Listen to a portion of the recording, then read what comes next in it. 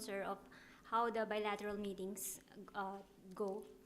Okay, the 3 bilateral meetings between the Philippine panel headed by President Aquino and Norway, Switzerland, and the European Union, respectively, went on very well. The common thread in all discussions was agreement on increased and intensified cooperation. The 3 delegations that we met were very enthusiastic in congratulating the President on the signing of the Bangsamoro Framework Agreement. They see this as a genuine opportunity for reaping peace dividends, including increased investments into the Philippines and Mindanao in particular. And in reciprocity, we also supported the requests of the various delegations with which we met for Norway and Switzerland as they are joining the ASEM meetings and would like to become involved also in the dialogues with ASEAN as future dialogue partners. And in particular, with respect to the EU and Norway, we sought their support, and they gave their support to our bid to retain our good standing with respect to the International Maritime Organization whitelist, which means that we will be complying with all the requirements of the standards for training and certification in watchkeeping of seafarers, the STCW 1978 Convention. Norway reiterated its firm support to the Philippines. As you know, in the Philippines, there is a Norwegian training center for the maritime industry, which is located in the TESDA compound along South Luzon Superhighway. And the EU also indicated their support to our continuing efforts to comply with the requirements of the International Civil Aviation Organization, or ICAO, so that we will be compliant with international aviation safety and standards, including those set by the US FAA. So those are the general points in the bilateral meetings. You may wish to ask further questions. Yes. Good afternoon, sir. RLTV5.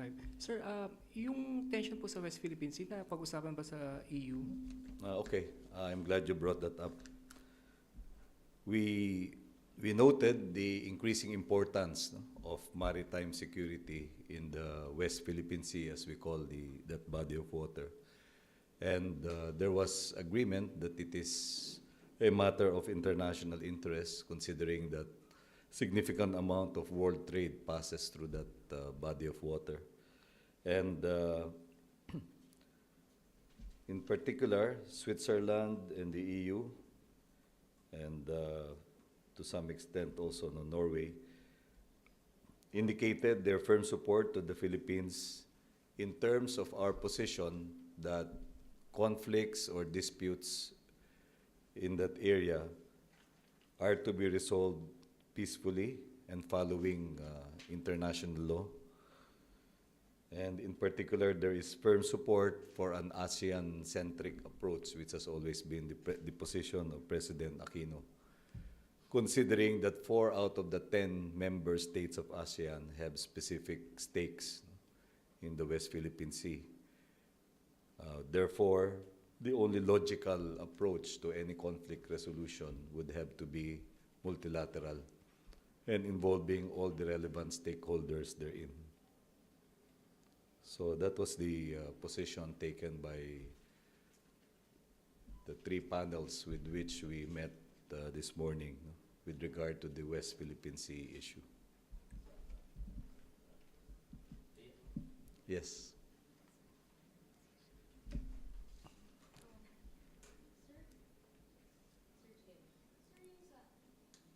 Sir, yung sa aviation, Kasi diba recently lang po nilabas ulit na category 2 pa rin yung Philippines. Ano po yung mga assurances or mga new efforts na binigay ni Pangulo sa mga taga-European Union?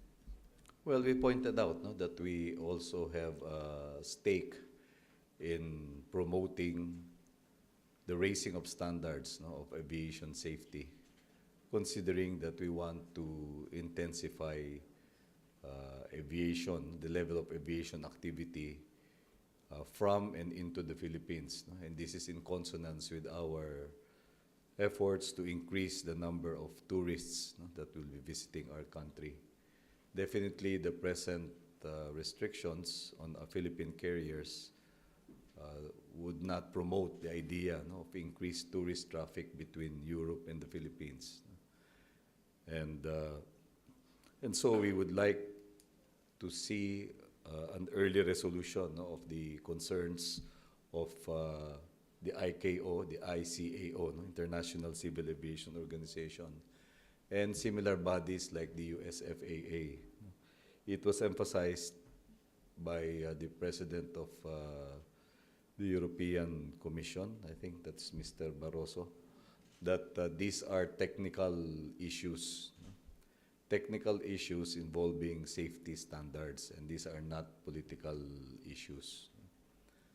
And we acknowledge that we are addressing the technical concerns and that we are moving positively in the direction of addressing and resolving all of those concerns. Now, we were told that the results of the assessment that were conducted in end October, no, just last week or 2 weeks ago, will be collated, will be assessed, will be reviewed no, further, and after which the results will be communicated to us, and the areas of improvement will be indicated. So we were assured that there will be every measure of support in getting the Philippines up to speed no, in terms of meeting the safety standards no, of ICAO. Yes. Sir, is still there a chance for the President to meet with the Chinese leaders? And will the West Philippine Sea also be brought up in the other bilateral meetings? It's not in his schedule no, for this meeting. And with regard to that issue, it was discussed no, in the 3 meetings this morning, and it's likely to be taken up also no, there are just 2 more bilaterals, Japan and Italy.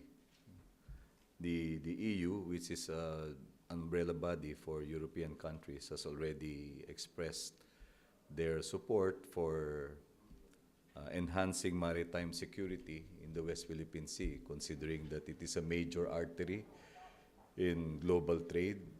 A lot of the global trade passes through the West Philippine Sea, no? And security is a major concern for them because it also affects the insurance rates no, that are being assessed, the carriers that are navigating that particular body of water.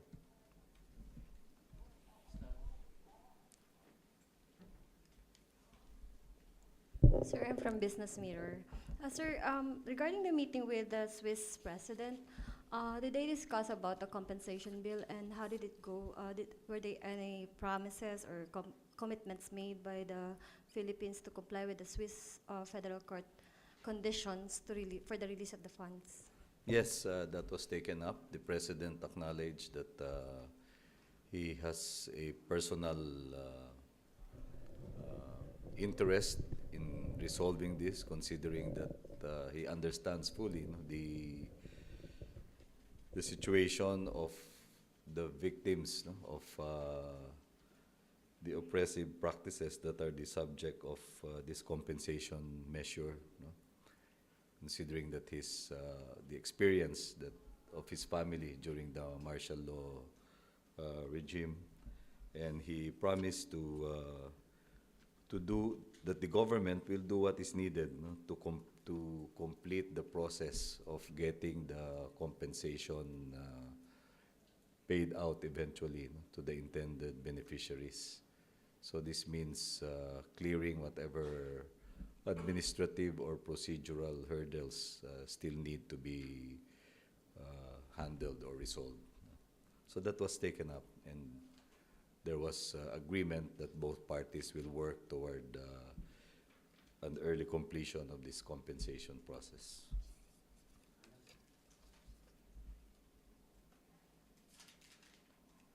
Sir, you mentioned about the meeting with Japan tomorrow, with the president's meeting with the leader of Japan. So, would the issue on the West Philippine Sea also be taken up, considering Japan also has a maritime dispute with China?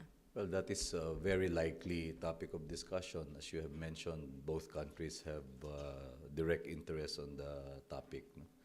And the President has in the past pointed out that Japan is a strategic partner of the Philippines, no, in many aspects. So that is a fair expectation, no, that the topic will indeed be discussed by the two leaders.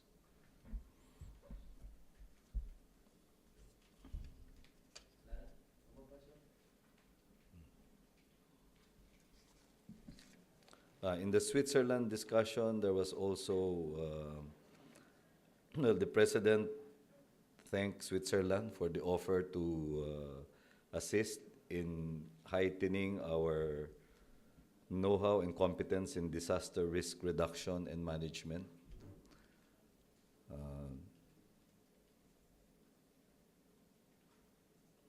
And in the Norway discussion, there was also an assurance from the Norwegian Prime Minister for support in our efforts to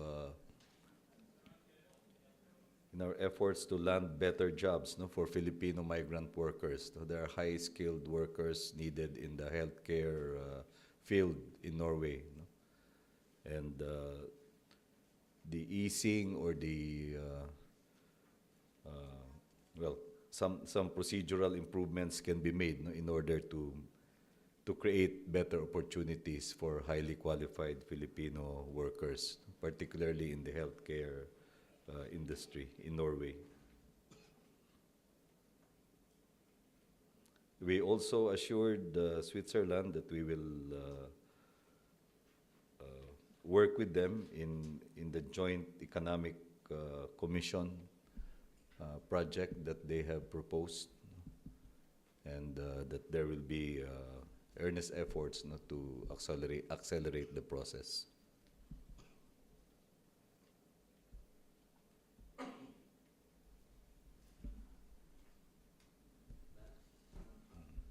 Yes.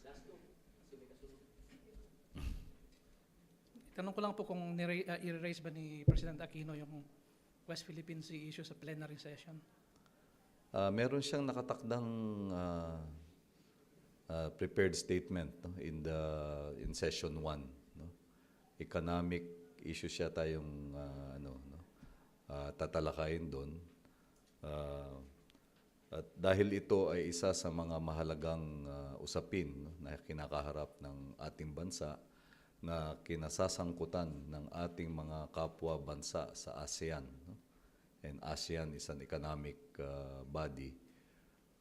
Siguro ay ito ay magiging bahagi, no, ng kanyang ilalahad mamaya, no? Kung tutuusin natin, sa bawat pagkakataon ay inilalahad ng ating Pangulo kung bakit mahalaga ang paksang ito.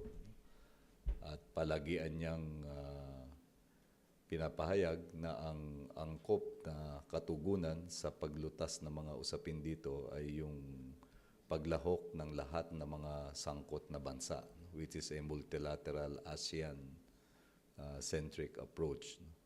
Ngayon, dahil ito ay isang ASEAN-European meeting, at maging yung mga bansa ng Europa ay nagpahayag na rin ng kanilang interest, no, o kanilang paniniwala sa kahalagahan ng maritime security in the West Philippine Sea, no, doon sa tinutukoy nating body of water. Siguro ay hindi naman malayo, no, na ito talaga ay magiging paksa, no, na dapat nahaharapin ng lahat ng mga bansang kasapi dito sa ASEM. hintayin natin yung magiging pahayag ng Pangulo dun sa first session.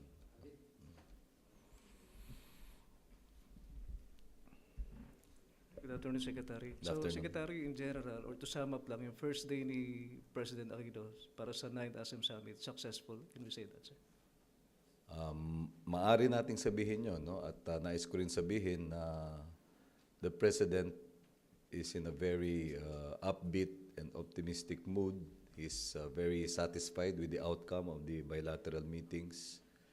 And he feels that this is an important opportunity for the country to enhance its friendship and partnership with the countries of both Europe and Asia. Just to give you an indication, nung tapos na yung kanilang formal agenda ni the leader of Switzerland, Miss Evelyn Wildmer-Strump, ang sabi niya ay may pitak sa kanyang puso para sa Switzerland sapagkat nung bata pa siya, ang kanyang introduction sa kultura ng Switzerland ay yung masasarap na pagkain sa Old Swiss Inn restaurant. Kaya sabi niya, feel na feel ko yung Switzerland dahil naaalala ko ito mula pa sa aking kabataan. At bukod do sa Old Swiss Inn, yung Toblerone chocolate na binibigay sa kanya bilang gantimpala kung siya ay nakapag-aral ng mahusay, nakakuha ng magandang marka sa paaralan. So, dalawang bagay yun, On the lighter side, Swiss Inn, tsaka Toblerone, Swiss chocolate.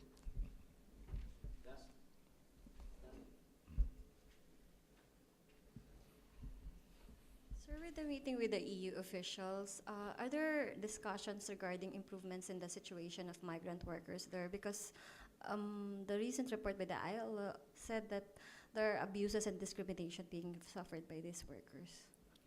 Doon sa EU, hindi naman tinalakay ang specific aspect ng ILO reports na yan. Ang naganap doon is a general acknowledgement of the high value contributed by Filipinos into the European economy, specifically in the seafaring industry. Considering that the Philippines has the biggest market share. Tayo po ang pinakamalaking supplier ng world-class seafarers and deck officers in the world. So this is acknowledged by the EU.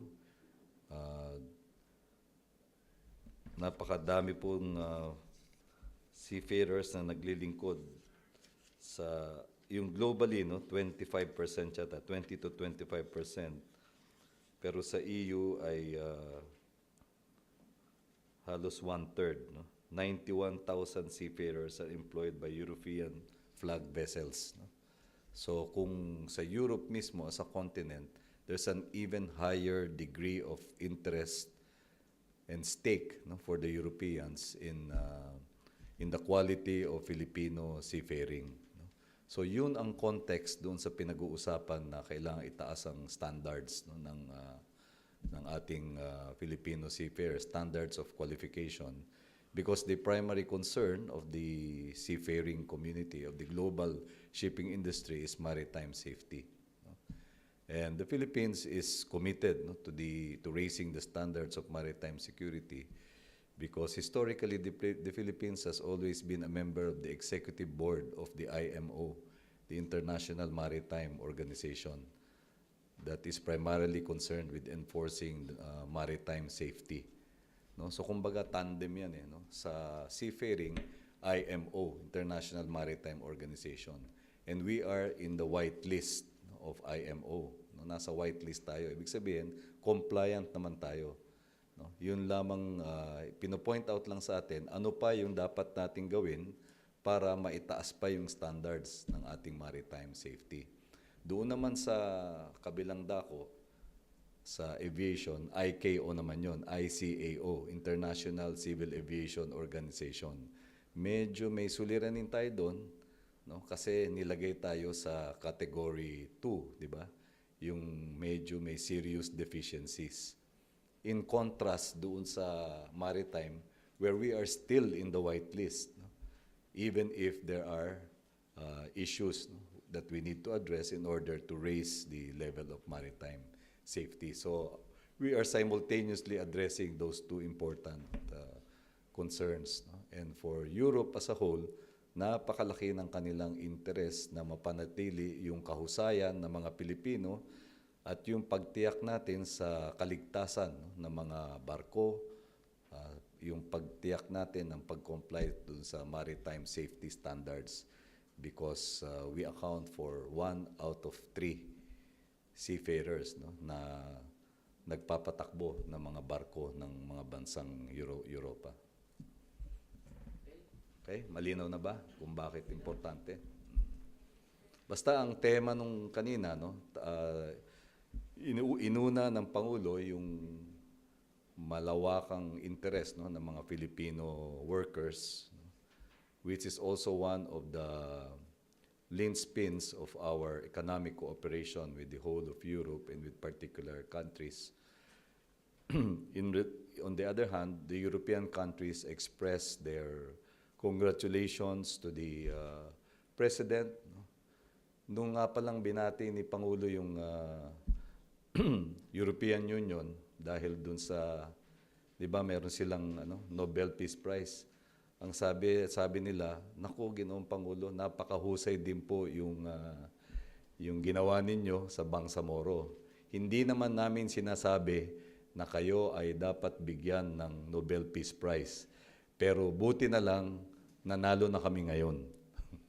So, gets nyo na yung, the level of admiration for what the President's leadership achieved, no, is there. No?